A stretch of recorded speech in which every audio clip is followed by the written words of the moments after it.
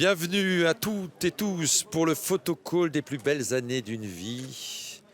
Et voilà le maître d'œuvre de cette histoire incroyable, de ces amants, de ces personnages qui se retrouvent 50 ans après avoir vécu une première histoire d'amour filmée par la caméra, la vie, le cinéma se mélangent. On ne sait plus si c'est des souvenirs de vie ou des souvenirs de cinéma que nous fait revivre Claude Lelouch, tant on est intimement liés les uns les autres à ces films et notamment à celui-là, Un homme, une femme, Palme d'Or en 1966.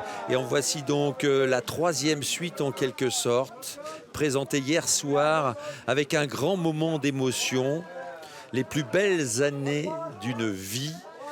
Claude Lelouch qui réunit donc Anouk Aimée qui est à sa droite là sur l'écran. Cette merveilleuse comédienne Anouk Aimée, incroyable d'intensité, qui fait renaître l'amour dans les yeux de son partenaire Jean-Louis Trintignant. Les retrouvailles donc entre ces deux personnages mythiques devant la caméra de Claude Lelouch, 52 ans après un premier tournage. Les liens sont très très forts entre Anouk Aimée, Claude Lelouch et Jean-Louis Trintignant qui ont marqué l'histoire du cinéma et qui ont accepté donc ce projet un peu fou, ce projet assez miraculeux, il faut bien le dire. Faire renaître cette histoire d'amour, faire renaître ces personnages 50 ans après. Anouk Aimée. À leur côté, la comédienne Marianne Denicourt.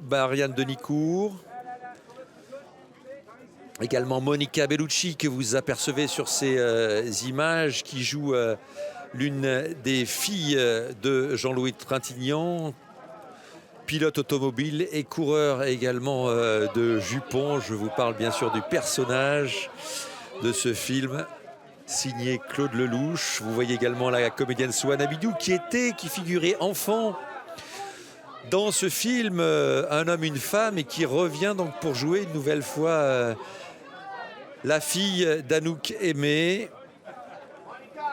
Et on retrouve également Antoine Cyr qui jouait le petit garçon de ce film et qui est également à l'affiche de cette formidable suite. Est-ce une forme de résurrection de l'amour du cinéma, de l'amour tout court, d'une magnifique histoire d'amour devant la caméra de ce magicien, de cet homme qui prend tous les risques au cinéma, qui a connu le meilleur comme le pire dans sa carrière, qui a toujours tout remis en question. Et c'est sur un coup de dé, un dernier coup de dé qu'il avait choisi de réaliser Un homme, une femme.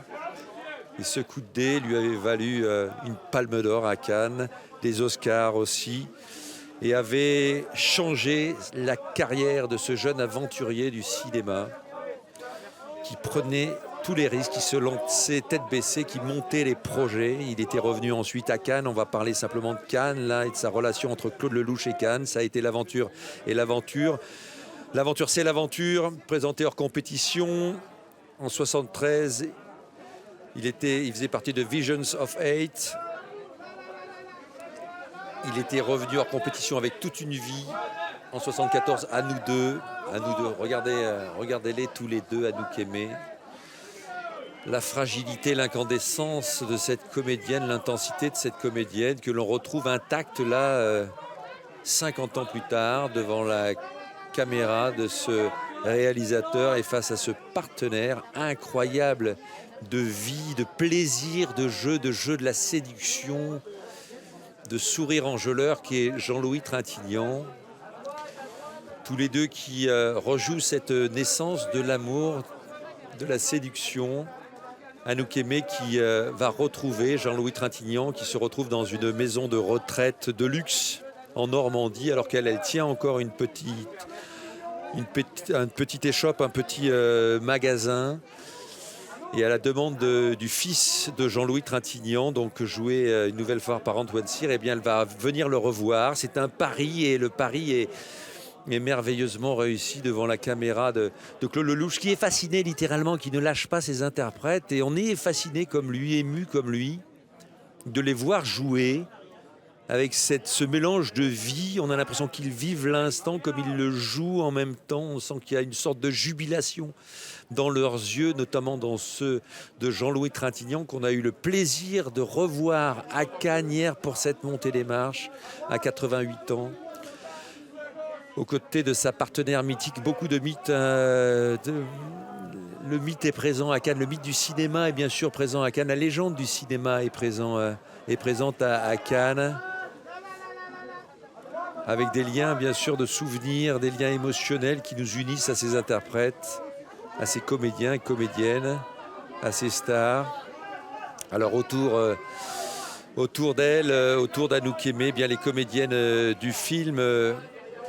À ses côtés à droite, vous avez Tess Lauvergne, jeune actrice française. Vous avez aussi de grandes actrices comme Marianne Denicourt, Monica Bellucci et Swan Amidou. Marianne Denicourt qui qui est la directrice de cette maison de retraite médicalisée, qui prend en charge, dont le personnage prend en charge Jean-Louis Trintignant et dont c'est le petit préféré, elle le dit en permanence, et elle va être très heureuse d'assister aux retrouvailles entre ces deux amoureux de toujours qui ont eu donc à travers les films des films de Claude Lelouch une histoire d'amour très compliquée.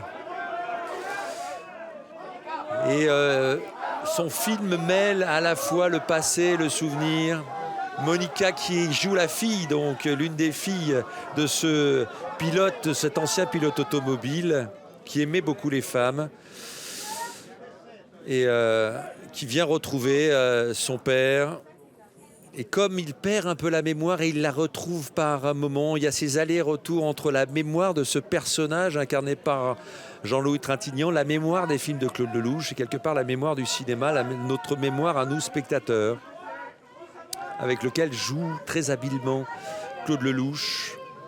Retour à Deauville, bien sûr. Les voitures, on a changé la Mustang pour une 2 chevaux mythique, la 2 chevaux mythique. Et on retrouve cette 2 chevaux. Voilà Calogero, pour un autre mythe aussi, Calogero qui est venu composer la musique de ce film. La musique de ce film, c'est bien sûr celle de Francis Lay, c'est ce Shabadabada de Nicole Croisil. Et à côté, donc Antoine Cyr qui est devenu critique, journaliste, écrivain, romancier, et donc qui revient, qui est un amoureux du cinéma, et qui, parce qu'il était l'enfant dans Un homme, une femme, revient toujours comme le fils aimant de son père Jean-Louis Trintignant, le personnage de Jean-Louis Trintignant, pour essayer de créer ces retrouvailles, pour soutenir son père, pour lui redonner goût à la vie. Je ne vous en dis pas plus. Est-ce que ça marche? Est-ce que ça ne marche pas? Eh bien, il faut aller voir ce film qui sort en salle mercredi. Et là, autre star, puisque c'est le cinéma et ce sont aussi quelques-unes des stars du cinéma qui sont là aujourd'hui pour ce film et plus largement pour ce festival de Cannes. Bien sûr, Monica Bellucci, icône du cinéma mondial. Monica Bellucci qui joue dans ce film la fille de Jean-Louis Trintignant. Monica Bellucci, ça a été bien sûr une des maîtresses de cérémonie du Festival de Cannes. Mais on se souvient de films très forts comme Irréversible de Gaspard Noé. Gaspard Noé qu'on retrouve hors compétition cette année. Avec Lux Eterna, on en parlera tout à l'heure d'ailleurs avec le photocall.